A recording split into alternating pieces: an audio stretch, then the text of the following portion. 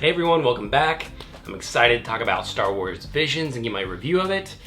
I was really excited that there was something Star Wars that I have really been looking forward to lately.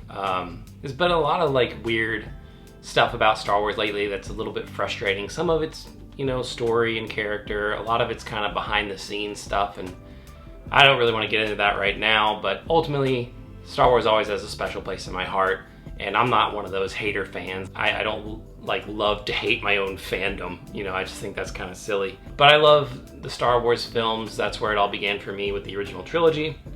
With that being said, let's just dive right in. So when I first heard that they were making Star Wars Visions, I was pumped because I had been watching a decent amount of anime at that point. I mean, I say decent, I don't know what decent is, but it's I was just kind of fairly regularly watching it, if that makes sense. But I'm very particular about the animes that I watch. A lot of that has to do with the animation style, even as far as the voice performances, the story.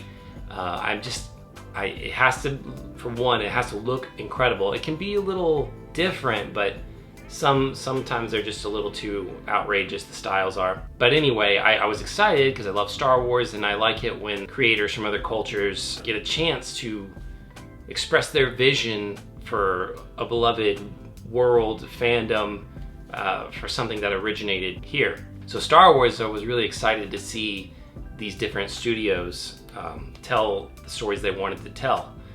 And what's cool is it's 9 episodes, and I believe every episode's from a different anime studio. It could be wrong, but it has the name of the studio at the beginning of every episode.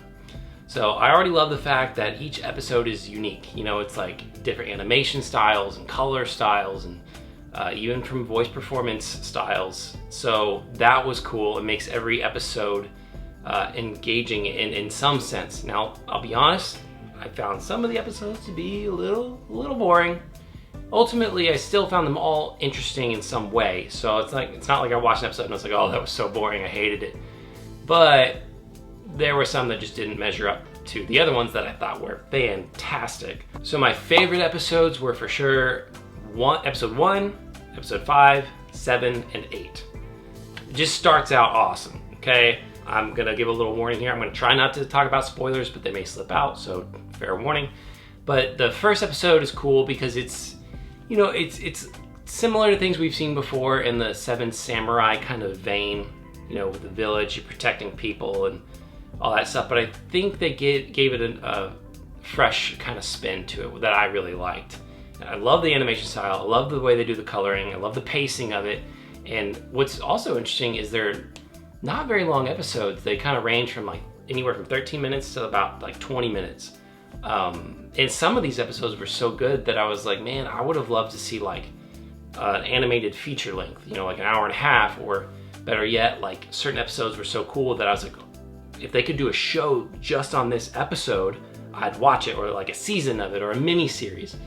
So I don't know what Lucasfilm, Disney has plans for in the future for Visions. I don't know if they're gonna do multiple seasons or pick up where they left off, because certain episodes for sure felt like a cliffhanger in a way. It felt like a complete episode, but it was like, oh, there's more to this story. It doesn't end here. So I don't know what they're gonna do with that. I also loved that even though they, there's a different kind of view on Star Wars with these anime episodes, I like that you can still tell they're true fans at heart. A lot of themes that are ever present in all Star Wars storytelling were totally there the whole time, which I really appreciated. There's a lot of kind of callbacks to I have a bad feeling about this. Interesting story ideas concerning Kyber crystals. Those have become I think they've always been a part of the lore, but I just feel like they've almost become a bigger part recently. Could be wrong, but I think they're exploring certain aspects about that, and how, obviously lightsabers, if you don't know, are powered by kyber crystals. It's definitely playing a bigger part, as well as playing into the Force and how the Force influences that. So I don't want to spoil anything if you haven't seen them yet. But it was a lot of fun. So I would say if you are a Star Wars fan, you definitely have to check it out. And I would say maybe if you're not into anime or something, I would say just give it a shot anyway, because like I said, if you like Star Wars, it's very much an attempt to speak to the heart of that, I feel like. So I think if you go in without your kind of preconceptions and ideas of what you think it's gonna be, I think you'll really have a good time. And I think they're fun, you know, because it's not one of those things where it's like, it's altering the story and the world. It's like, this is literally just kind of like a special thing.